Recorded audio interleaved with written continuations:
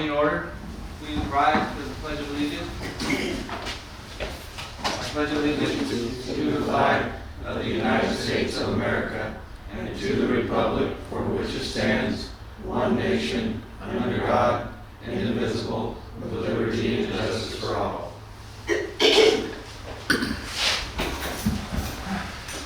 Roll call. President Parker, Here. Vice President Meade, Here. Director Reforma, Here.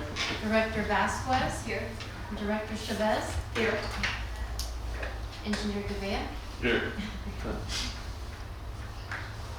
Are there any agenda changes?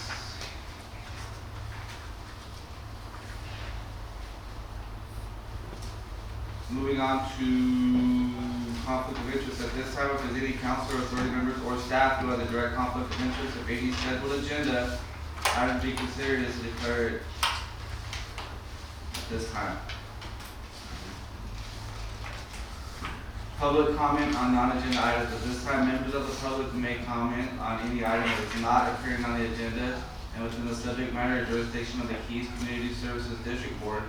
Individual comments will be limited to a maximum of 5 minutes or as stated by the presiding officer. Under state law, matters presented during the public comment period cannot be discussed or acted upon. Is there anyone here who would like to speak on something that is not on the agenda at this time? Okay, for the record, my name is Stephen Morrow, and it's basically a combination of just a couple of questions as well as comments. There's been talk in the press about President-elect Trump and HHS Secretary-designate Kennedy talk about removing fluoride from our water supply. So the question I have for you folks is A, are we currently fluoridating our water? And B, if so, does any authority other than the elected board have any authority to tell you stop fluoridating our water? And then the second item is, I know stuff is going on about the increase in sewer rates dealing with the city of Turlock. We're kind of stuck. Nobody likes to pay more money, but if they're going to raise the rates, there's not a whole lot we can do except just figure out the best way to do it. So that's what I have to say. Thank you very much. Thank you, sir. We do not add fluoride. It's naturally occurring in the ground, so there is a small amount that is in the water, Okay. but we don't add anything extra. Okay. Thank you very much. At this time, do I have a motion to approve the consent agenda? I make a motion. I second that. I have a motion and a second. All those in favor? Aye. Alright, moving on to discussion of possible action items. Item A, discussion of possible action to adopt resolution 2024-584, accepting and authorizing the recordation of deed.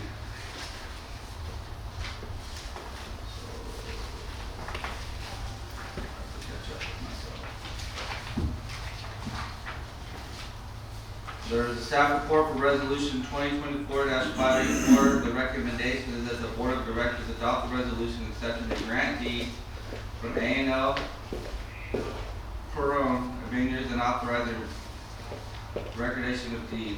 At the beginning of the year, the district staff approached Mr. Perone requesting the purchase of 0.23 acres of almond orchard at 5419 Faithful Road. The need for the property at well site number 9 is to be used as a backwash basin for the filtration system that is to be installed as part of the CCP project. After making the appraised value offer of $10,800 for the purchase, Mr. Perone decided that he would grant deed property to the Keys Community Services District, just as he had done in 1994 when he donated the property for the construction of well 9. There will be no physical impact. There is Exhibit A, which is a legal description, and Exhibit B, which is a proposed dedication record of survey.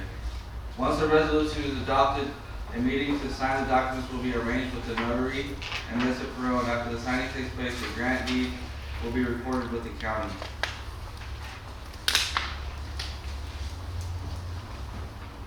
So this is a resolution for us accepting the quarter acre for the basin at well 9.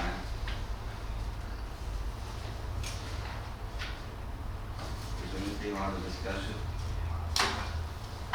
None here. You guys have an understanding? Do I have a motion to accept resolution number 2024-584, allowing me to sign the paperwork to accept the deed for the quarter acre? I'll make the I'll second it. I have a motion and a second. All those in favor? Aye. Aye. Thank you very much. Moving on to item B, discussion and consider the agreement between the city of Turlock for participation in the industrial ratepayer assistance program for sewer services. The staff report for this.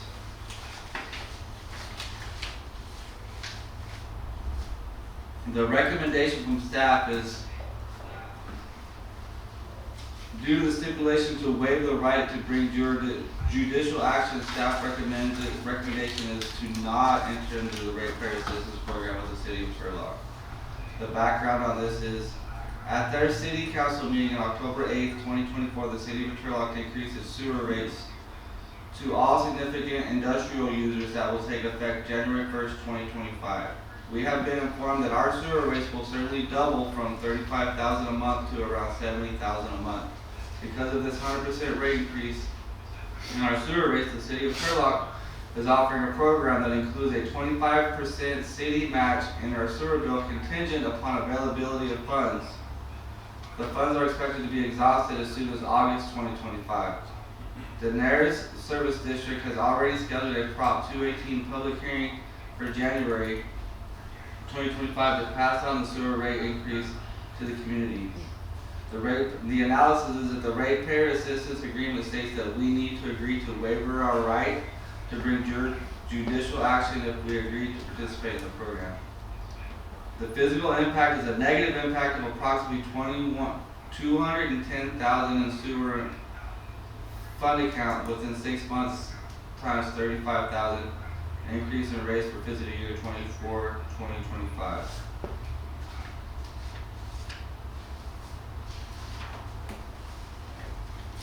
Mr. President, Mario Gavea is here from Gavea Engineering to speak on this item. Yes, thank you, Mr. President, members of the district and members of the public. Yeah, this just came about. The general manager spoke to me yesterday on this just briefly, and I know he can't be here tonight. So the options obviously would be to either enter into the agreement. The agreement precludes you, if you do that, it precludes you from taking any legal action against Turlock, so obviously they cover themselves that way. If you go out to Prop 218, as the narrative is doing, it's basically, you have to go through the motions, and not a whole lot that you get accomplished with that. Unfortunately, Turlock already adopted these rates and fairly stuck with that. What was suggested when we spoke yesterday is that maybe the district can set up an ad hoc committee with a few members to kind of go through what we have here and what the options are. And it was suggested that a couple of board members, a couple of citizens, Michelle and Mike, myself, Dennis, and take a look and see what can be done. At this point, I really don't have a whole lot of information. It just came about. So we'll look at your rate structure, which is also a little challenging. Because it's already high. Yeah, it is what it is, and it's going to get high. Right. If you were to spread this evenly, it would be almost $20 more. If you spread it evenly between residential and commercial, industrial, the way you have. So commercial will pay a little more, you don't pay a whole lot more than residential. So it would be a way to at least provide some feedback to the district to make a more educated decision. And I printed off the spreadsheet so you could see what the last months, the last 10 months would be, if those were in effect. This year here, that's approximately monthly what you would be paying. So you can see, as he says, it's double, the average is double.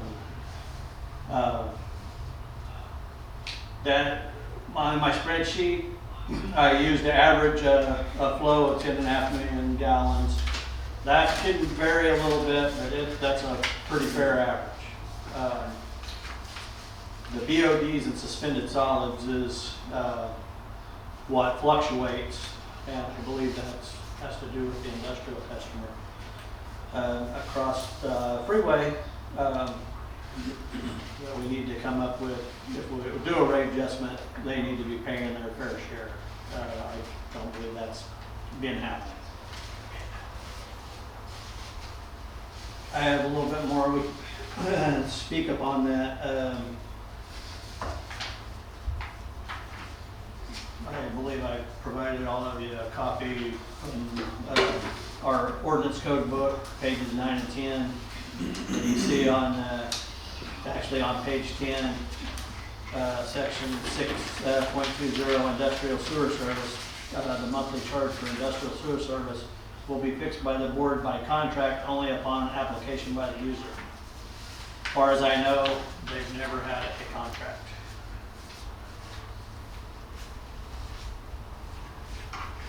Turlock is, at least Kevin Van Patten, my contact,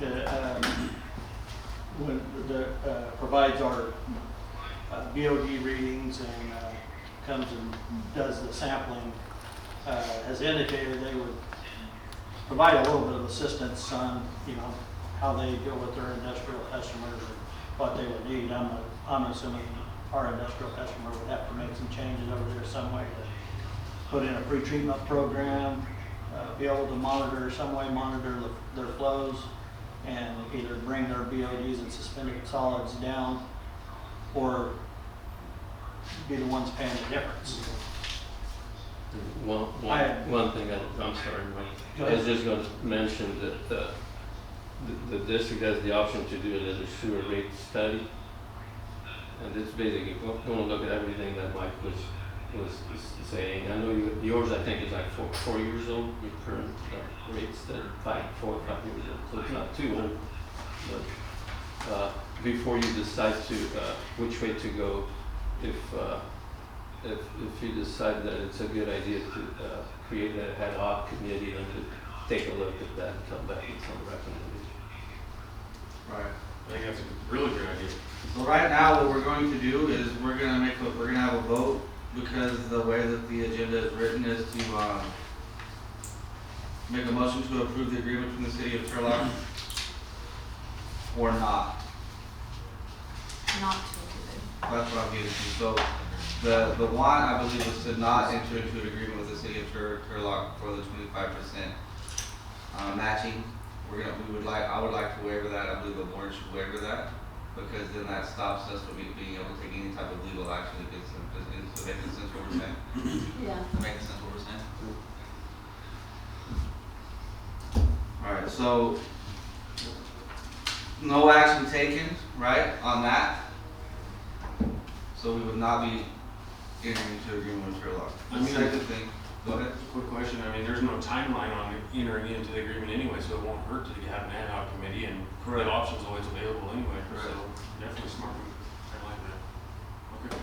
So yeah, so the second thing with this is we would like to create the ad hoc committee, so myself, I will be on it.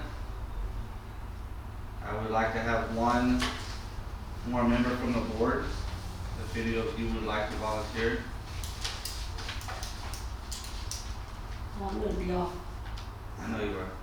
When are you doing the, That would be the second discuss, that would be after the fact, so, we would have to set up a date and a time that would work for us. The employees, we'll just schedule them to work those days, right? Overtime or whatever it would be. It would really fall out to the two members from the public if they would like to be on the board with us, so we would really bend to their schedule. But, because we're gonna ask for two members of the board, the employees, our engineer, and then you two gentlemen, since you're here, if you would like to be on our ad hoc committee. Again, thank you, Mr. President. Contingent with my scheduling, I would be interested Correct, yes. in serving. So after this, you will be with Michelle Sure. and set up a scheduled time with her. Roy, are you available? No, but can I ask a question about You this? most definitely can. It seems to me like Turlock wants to double their rates. That's a lot, Good. I think. But is there a thing that the state can do and come in here and say, hey, Turlock, what are you doing? How come you're charging them twice as much? If you're gonna have to go up on the rates like we know everything is, why don't they go like maybe 10% down the board for a few years? Right. But hitting somebody with twice as much one time is, I think the state ought to be able to say something about this and tell Turlock, hey, make this a little better. Yeah. So is there somebody working on that? So the little bit of history behind what the city of Turlock did is they hadn't raised their rates since 2013. So then, right, so they let us sit back, and we were guilty of that a while back when we did our water rates. They didn't increase our water rates, so that happens. So when they did is they did a Proposition 218, which was they had a vote, right? They had a vote within the city of Turlock for their residents. And they classified Keys and they classified Denera as industrial users, right? Not as voters. So And we've always been classified that. we've always been classified. We're always So been- we had no say so in that. Because we're in the county? Yes, but their residents did.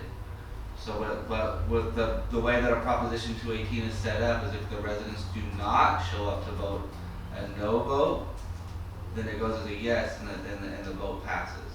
And that's what happened. Their vote passed, so they are within their rights as a city through the Prop 218 to increase our rates, and there's nothing that we can do about it. And so the state can't come in and tell Turlock to No. do something better about this? No, we can go to our county, we can go to other people, we can say whatever we would like to say, but this is kind of shady as it sounds, they followed the process and did it correctly, and now we are getting hit with the cost. All right, well, thanks for explaining. No problem. So, you are interested? Yes. Okay, so we'll get with Michelle. So it's myself, I need another board member, and then whatever we can do with his schedule. I'll do it if there's no other volunteers or anybody chomping at the bit here. Yeah. And it's gonna be a process, right? It's gonna be, and then after this, after we've met a couple times with our ad hoc committee, set up what we're going to do, then we'll start doing what our community workshops, right? So it's going to be a process, but it's gonna happen really fast. Because we need to hit our 218, hopefully by the beginning of the year. Okay. I totally understand what you're saying, you know, and why not raise it 3% a year instead of going, oh crap, at the last minute, we gotta do 100% raise. Right, well, That's the way they did it. Yeah, try to fill out all these Yeah. people. Yeah, I we're understand. going to have to. Yeah. I know. Yeah, I know, no, it's not tried, we are Yep. going to have to, we are gonna, take on the wrath of our community. I understand that too. Like it, you know, like it is. And the terrible thing is this initial rate increase of over 100%, but then they are also going to increase their rates throughout the next 5 years. So when we do this, we're gonna have to look at that, we have to get caught up to what they're gonna increase it to now, plus what the next 5 years looks like. But that'll all be discussed during our ad hoc committee. Yeah, but also, I'd like to make this comment. I know that's gonna be hard on our community because, it sounds like $20 or $25 per person, and nowadays that barely buys a meal at McDonald's. But there are some people, we have a lot of people in this community that are struggling, and that 25 is gonna be a hurt compared to other folks that may not be as bad. But Yeah, We have a that's- lot of Again, old people that live in this community. You have a lot of young people that's 4 days of getting to work, yeah, right? yeah, so it's gonna be a big impact, but unfortunately, Turlock, it's basically their toys and they can make their own rules and we're kind of stuck with it, but we'll see what we can do. So are you saying that these next raises they're contemplating are gonna be in the same category, they can just do it? The state can't come in and say anything about They're that? done, they're done, they're locked in. That's it, huh? It's not gonna be huge increases like the initial increase, Well, yeah. right? But their next 5 years is locked in. Their 218 process is complete. So You say the next 5 years are locked in, they can do this. What about after that? if they have another Prop 218, They have to go back and do a they have to study. go back and do another study and do, Then we can get somebody in there to do something about it. yeah. How about getting us reclassified? What did we feel of that? As far as not being And then industrial. industrial, yeah. That's what we need to do. Exactly. That's one of the things we can discuss and reach out during our ad hoc. And we can direct, and staff can be directed to reach out and we can, and I can reach out to the city of Turlock and say, hey, we can reach out with the community of Denair and say, hey, this is what we're doing, what are you doing? Yeah. Try to build, together. But all that's gonna be done through the ad hoc. And then isn't that where our county supervisor should be in on this to help with the program? Okay.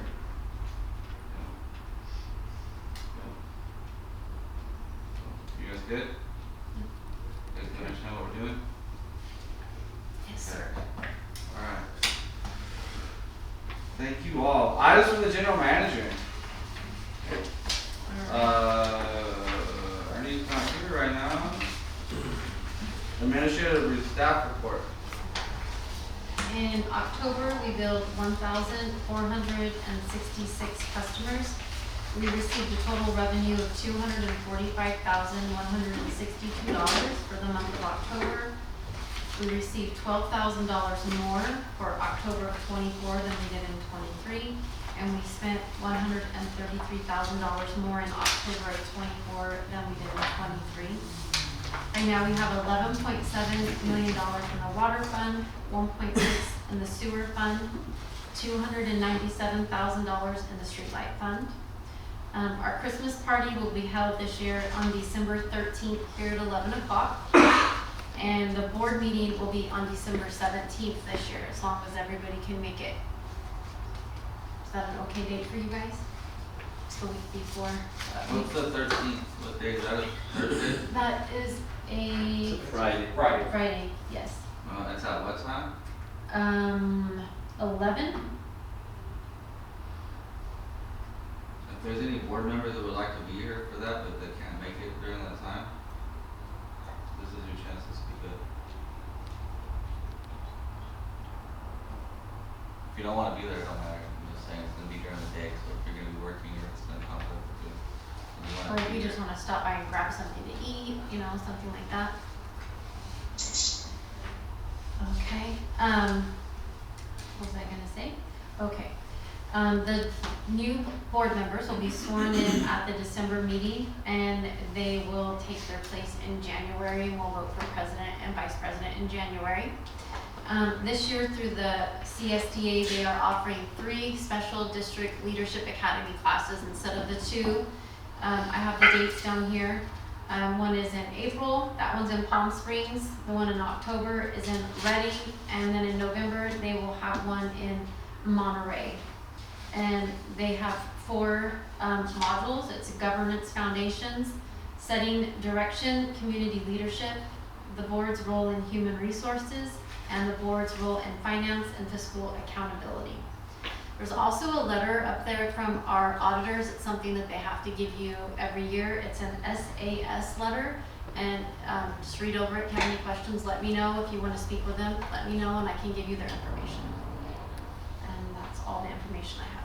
Thank you, Michelle. You're welcome. And all I have for the maintenance staff report, our fiber optic, we've had some issues with our fiber optic cabling. Well, maybe not with the cabling, but we lost well 10 maybe 2 weeks ago. Communication, it was not communicating with anything else. We were concerned that it was similar to well 9, that when we had a rat chew up the cable. So, instead of calling that company out to locate it, we purchased a similar device to use for $300. And had to learn it a little bit, but it looks like that isn't the case. It's reading all of the, from end to end, as best I can tell. So, and we were able to move some fibers around, the connection points, and got it back up. We're still looking for that, hoping that that's not the case. I'll know more by the next board meeting. I'll report back on that, but it was either roughly 10,000 to do a splice and add some cable, or around 40,000 to rerun the cable last time, which we chose to rerun the cable. Hopefully if we find something. We did seal those conduits up, so, but we did find that inside the well sites, we didn't do that. So there was a place that a rodent could get in. But it doesn't appear that that's happened. We will seal that up. Thought there might be something as far as bending of the fiber when we put those in. Maybe we did something, but it doesn't appear. We kind of went back through that and checked that out. So hoping that it's no significant cost, but not all the fibers are still communicating. We do have some that are communicating or working properly, but not all. So we'll hopefully resolve that shortly. So I've been working on that for the last couple of weeks. Off and on, I haven't, I was planning on presenting some pictures of the work that's been done. I forgot to include that. So I'll do that at the next board meeting here. But basically, they poured the filter pad at the centralized plant, done some of the underground piping, did a little bit of underground at well 9, and getting prepared to do the chemical building at well 9. Haven't started on the filter pad there. They have made some cuts in front of the POW building and by well 7 where they're going to make some connections. So I'm assuming in the next, I think, looking at their schedule, I think in the next month they will be starting some of that underground, laying the transmission line down the alley there between 10th Street and Hatch Park. That's about all I got. Okay. Thank you, Mike. Anything under director comments? No? Alright, so at this time we're going to close open session and convene into closed session pursuant to paragraph 2, subdivision 2, section D, 54956.9. Thank you guys for coming. Okay, just gonna keep me with Yes, 100%.